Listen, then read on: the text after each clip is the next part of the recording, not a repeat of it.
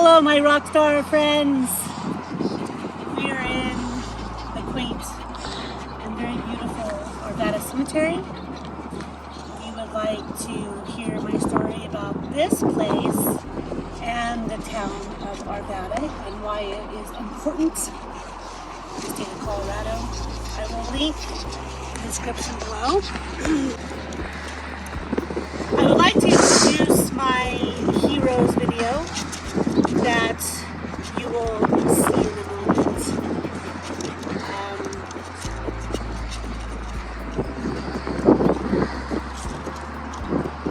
Right here, a comment that I received from someone who said, I didn't know a football player could be a hero.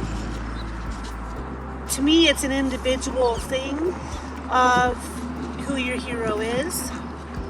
If your hero is a football player or a basketball player, a lot of people look up to sports heroes. And I think it depends on who you feel is a hero for you. It could be a teacher, it could be your mother, your father, your grandfather, it could be a friend, it could be an elder, a mentor. I think it just depends. And I do feel that all people who have been or are in the military are heroes for fighting for our freedoms and for being as free as we are here in America. This is why I do my videos. I love telling stories. I've always liked to come to cemeteries and take walks and look up some of the names of who these people were and their stories and how they connect with one another in families, especially early on in the pioneer days. I came across these stories that are in this video. I really loved the monument to Mr. Lowry, the early pioneering military, and their tales from beyond. And they still have a story. And they all have stories, but not all of them are able to be told because they're not written down anywhere. That's why we have to bring out these lives and what they did and keep stories alive. I hope you will enjoy it, and thank you for watching.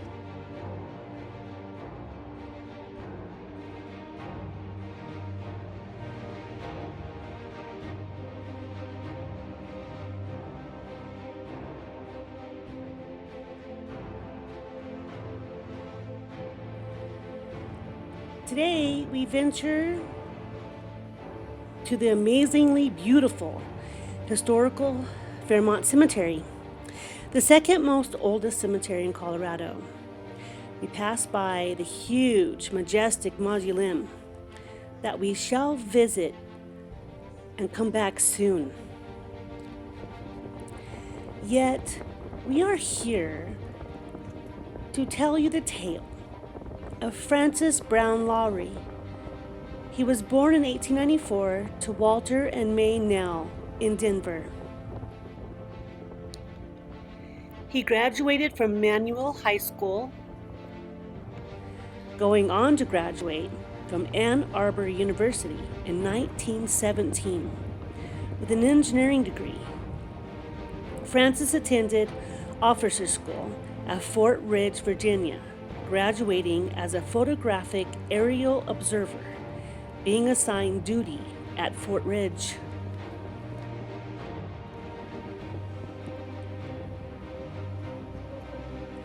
Francis requested foreign service and was granted to venture from New York to England, then onward to France, assigned to French squadron.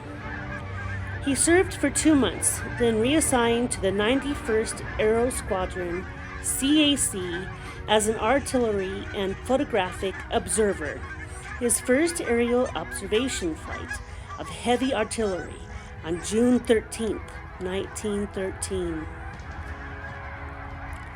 On to completing 22 successful missions and the German battle line. On September 26, 1918, at 10:30 a.m., Lowry and Lieutenant Asher Kelty took off and flew into formation of 5 planes over the German battle line during the Meuse-Argonne offensive. The citation from General's orders describing the direct hit on their plane directly under Lieutenant Lowry's seat.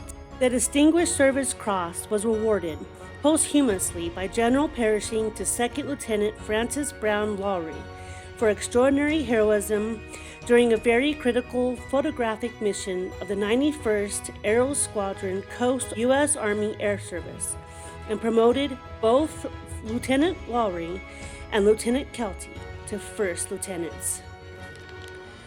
Lowry and Pilot Kelty had recognized the importance of their work they were doing. They chose to continue their course through the barrage of harassing anti-aircraft artillery aiming towards them. A shell made a direct hit on the plane, bringing it down in fragments, instantly taking Lieutenant Francis Lowry's life. He was immediately buried in Argonne Cemetery in Romaine, France, and in 1921 he was reinterred to the Colorado National Guard field here at Fairmont Cemetery. He was given a hero's parade that wound near Denver's Civic Center, receiving a hero's burial honored with this amazing large monument. His name to be used for the Colorado National Guard Field in 1924 as Lowry Field, to be operational March 21, 1938. In 1948, the name to become Lowry Air Force Base. The base officially closed on April 27th in 1994. In 2002, a new elementary school to be built on the site, named Lowry Elementary School, to honor the brave Coloradoan, First Lieutenant Francis Brown Lowry.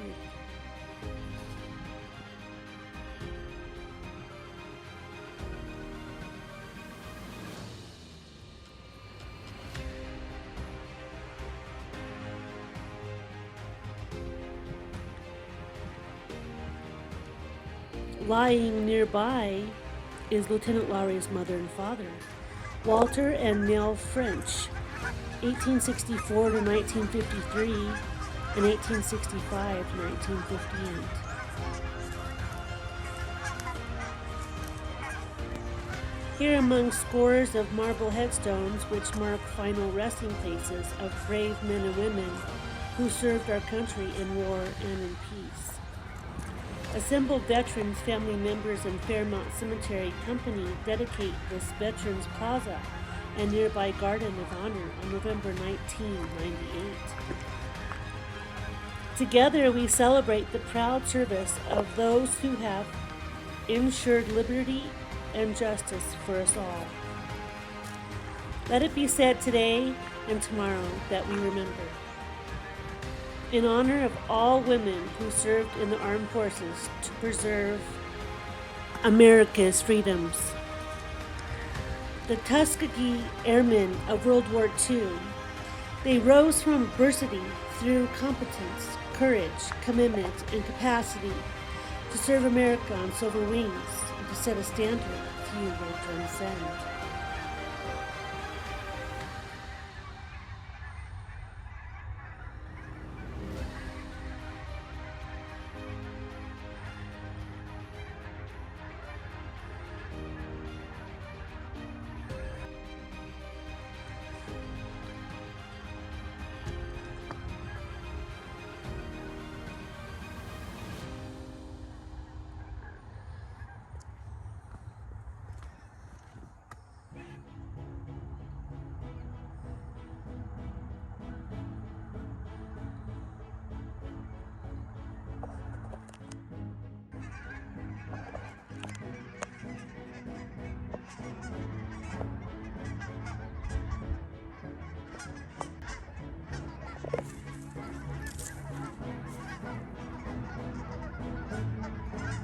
Resting near to Lieutenant Lowry is Major Harold Irving Johnson, Medal of Honor recipient. Harold attained the rank of Major in the U.S. Army Air Corps during World War I.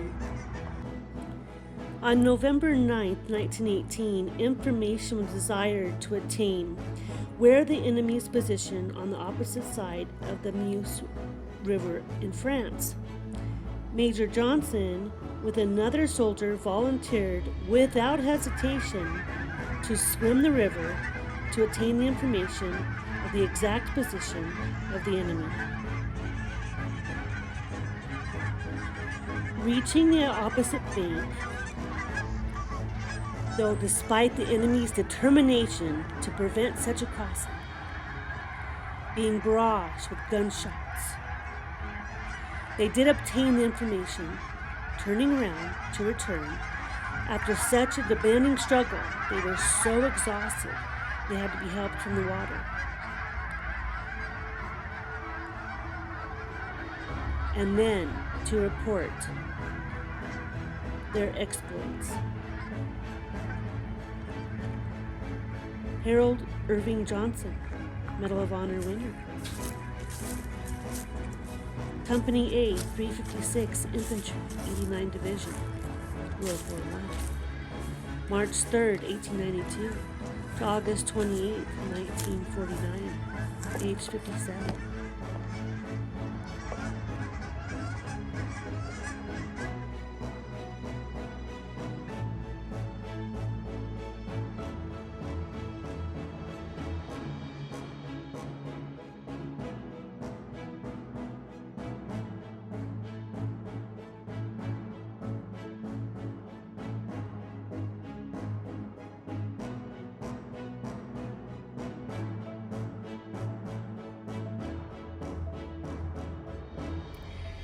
We traveled towards the west, to the amazingly mapped and beautiful Crown Hill Cemetery, where Ernest H. Bjorkman rests in peace. Medal of Honor recipient, SC-3 U.S. Navy, USS Leyden, during the Spanish-American War, 1881 to 1912. The USS Leyden was a screw steamer that operated as a tug in the U.S. Navy from 1865 to 1903 and saw combat service in the Spanish-American War in 1898. The Leyden was launched in 1865. In 1881, Seaman Michael Thornton jumped overboard and rescued a fellow sailor from drowning, for which he received his award. On July 21st of 1898, Captain Walter S. Crossley used her 1-pound guns, joined armed yacht USS Wasp and gunboats USS Annapolis and USS Topeka to fire on and sink the Spanish sloop Jorge Juan in Nape Bay, Cuba, in the Battle of Nape Bay. She also fought at the Battle of Fajardo, bombarding enemy positions to support the USS Amphitrite against Spanish ground attack, to transport and save 60 women and children from the town of Fajardo to the safety of Ponce, Puerto Rico. From 1898 to 1903, Leyden serviced areas between the Caribbean and Newport, Rhode Island, while on passage from Puerto Rico. January 21st, 1903, the tug foundered in heavy fog off Block Island, ending her lengthy career. Ordinary Seaman Ernest H. Bjorkman, Fireman First Class Lodi Stupka, Quartermaster Third Class August P. Tatend, and Chief Machinist Michael Walsh received the Medal of Honor for heroism at the time of the wreck of the vessel, USS Leyden. America, the Beautiful Poem. America the abundant, the place I was born, I'll cherish till the day I die, where the bones of past heroes lay buried in the ground, who loved her the same as I. Her mountains are so tall they reach for the sky, with prairies where the green grasses grow. There's billions of trees where wild birds nest, with creatures that flourish below. That blue gold called water, with which we are blessed, as raindrops or crystallized snow, changes to rivers and fresh water lakes while the winds of our seasons blow. Some cities have buildings 100 stories tall, structures of concrete, glass, and steel. A statue in a harbor, a present from France, describes how inside we feel. That flag on the moon with red, white, and stripes proves our blessings and dreams come true. A country of heroes who line up to protect the past, the present, and the few. America has survived all attempts to destroy, knowing the cruelty of war. And we who remain must help keep her free for those who can march no more. It matters not how long we may last, but more how well we fulfill our part. For the wisdom of grace is always near, as long as there's truth in our heart. By the poet, Tom Zart. Thank you for watching and listening, my strong, brave, and courageous rock star friends. These tales of our heroes from the past and their tales from beyond. Many more to come. Tales from beyond, adventures to finding our farm, these haunted lands, and more. As always, the story continues. Please like, subscribe, and share. Helps me on my journalism journey. Thank you for being patient. Be kind to one another. You never know what someone is going through in their own life. And comment below, who is your hero and why? To all those who have served our country, past, present, and future, we honor you and show you respect for teaching all of us to be strong, brave, and courageous. Thank you for your service, and until next time, remember that the universe is always listening.